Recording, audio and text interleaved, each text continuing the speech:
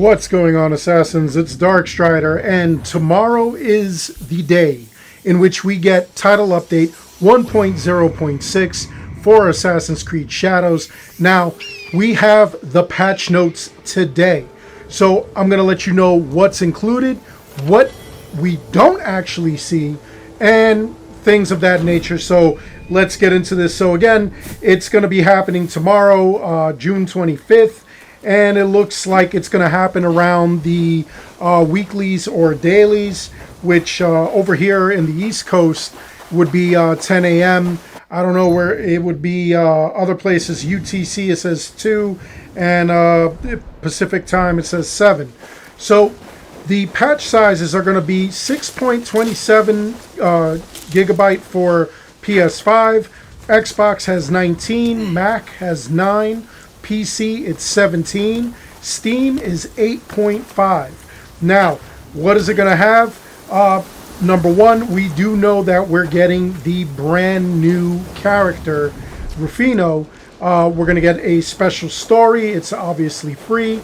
And you're going to actually need to complete the Way of the Blacksmith and Yasuke as a playable character before the quest line is started. And it's supposed to be started in the hideout. Now, in completing this quest, we get a reward. We get the obviously new character. Plus, like I told you in a video previously, Robbie Damon from Critical Role is voicing the character.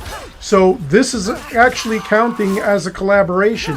They're going to give us as a bonus, besides the character, you're going to get a decoration for the hideout, a banner that has the Critical Role logo on it. Critical Role, if you don't know, they do a lot of D&D and whatnot. It's actually pretty cool. They actually voice their characters in, I forget the Netflix TV series that they are a part of. But I strongly suggest, checking them out if you haven't. Now, the other thing is that the actual name of the thing is going to be a critical encounter, which is also going to unlock a new trophy or achievement. So I think that's pretty cool that they're going to do that. Plus, on top of that, this is why I didn't show anything yesterday, there is going to be a weapon pack that is inspired by the Critical Role universe. And it's going to include 2 weapons for both characters, a Tanto and Katana for Noe, and a Kanabo and a Teppo for Yasuke. Again, yesterday I did tell you guys about a new actual pack, a skin pack. Don't know if that's coming out. Don't know if that was, just something to throw us off. When we hit tomorrow, I'll let you know if that is out there. So, there's also going to be a new Nightmare difficulty, which is going to increase the difficulty.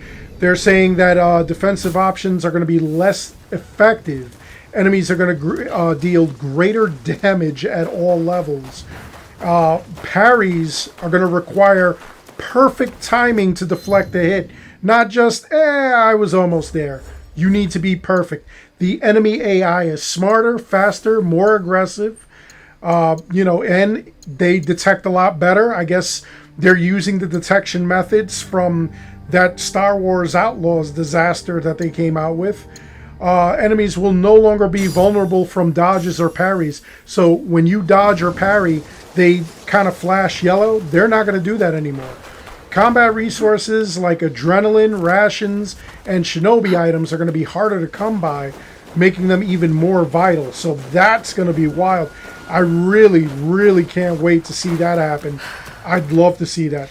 On top of that, we're going to be able to toggle headgear in cutscenes. There is a lot of times where you're seeing a cutscene, they don't have their hoods or their helmets on, so you're going to be able to, toggle that.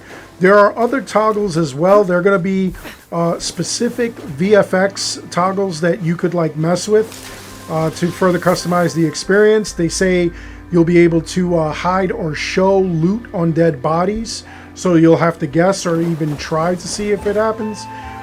The last known position of the player is also one of those things where you could toggle so that way, you don't see the shadow the little outline of yourself. You just automatically have to run and hide.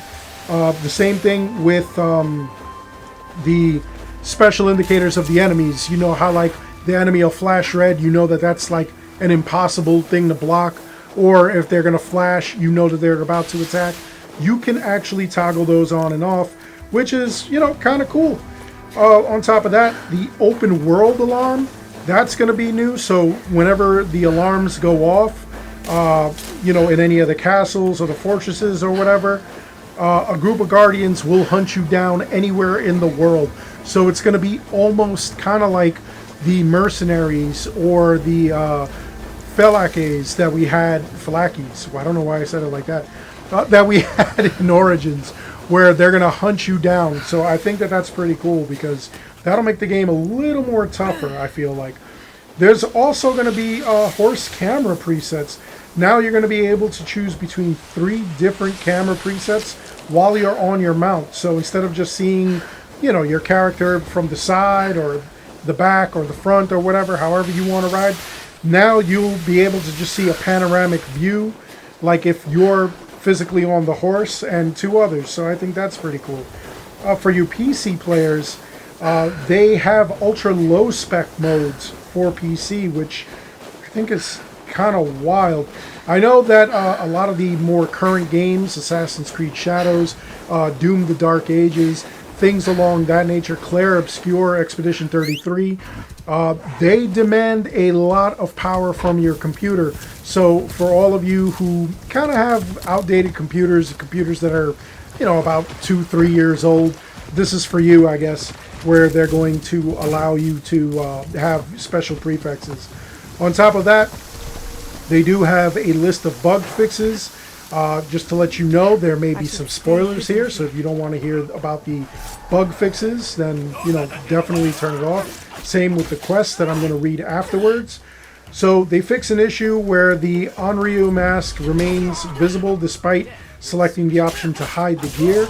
There's an issue where players are unable to earn mastery points. I haven't run into that.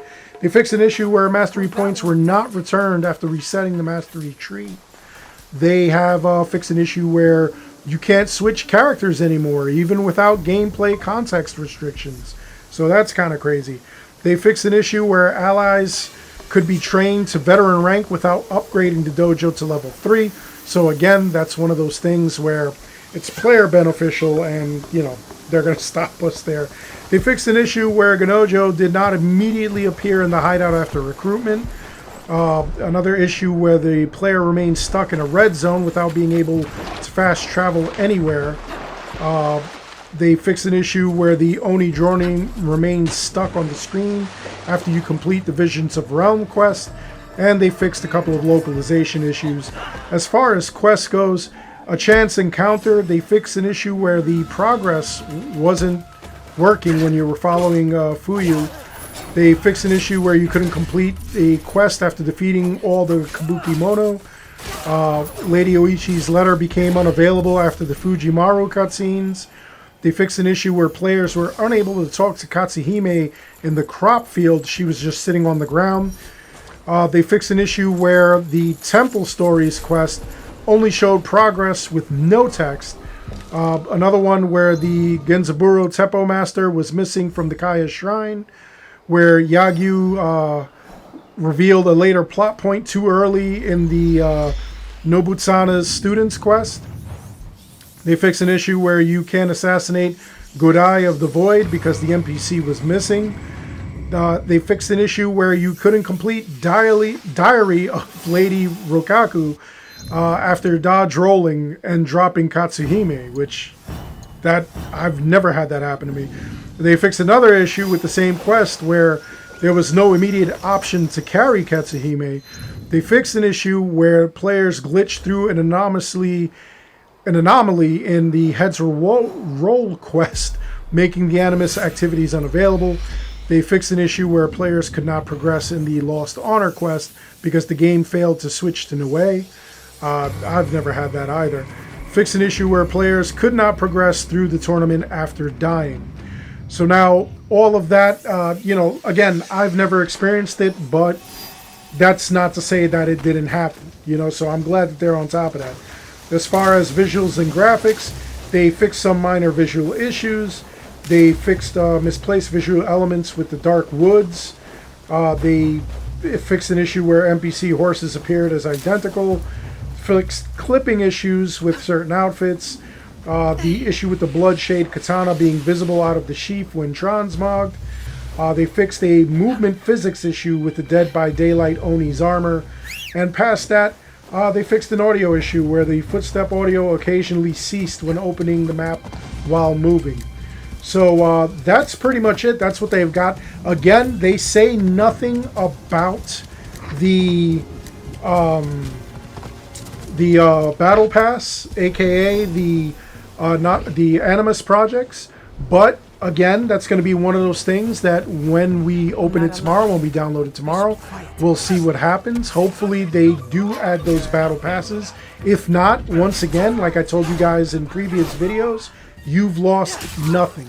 You can take 30 minutes, do those quests really quick, still get, you know, like at least 400 keys, and then be ready for whatever happens. If they do add those extra battle passes, then one Thursday happens, you're up and running, you're able to, you know, take care of the previous quests from last week and do the current quests from this week. Anyway, let me know in the comments below what you guys think. Is there anything that I missed? Is there anything that you're concerned with? No New Game Plus, by the way. None. Anyway, that's all there is for this video. I hope you enjoyed it. Please make sure you like and subscribe. It helps this channel out an awful lot.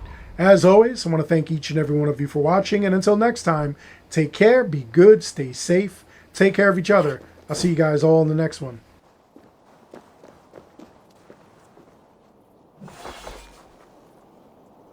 Ya Yi!